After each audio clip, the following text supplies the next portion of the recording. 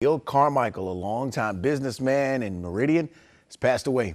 Fox 30's Ben Lockridge sat down with his son, Scott, to discuss what it was like growing up with his father. Sunday night, one of Meridian's longtime businessmen, Gil Carmichael, died of a heart attack in his home.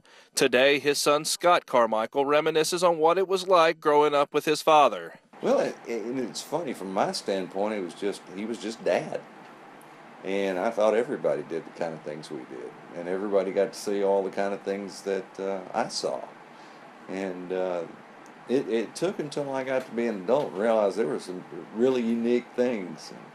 And I got to meet politicians all over the place, going back to Nixon and Agnew and Nelson Rockefeller and Ford and all the Bush boys. Yeah, it was fun.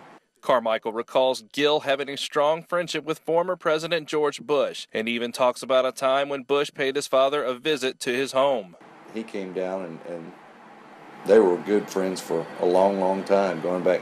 Dad had been serving in some capacity in the federal government on commissions and the highway transportation and those sort of things back since the early 70s. So he was good friends with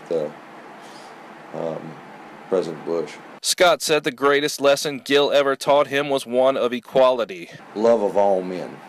Dad was a true civil rights advocate back in the day when that was not very popular.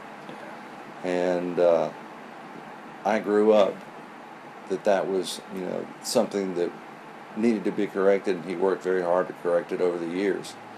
And so he was a friend of no matter who it was, black, white, whatever. He worked for everybody to be equal. Carmichael added that he will miss the experience of time with Gil. We did all kinds of things. I remember lots of business trips. I got to go along with him, and it was just got to see and got to experience so much, and just vicariously through him. Yeah. He's just a great dad. He was a great teacher, good mentor. Ben Lockridge, Fox 30 News.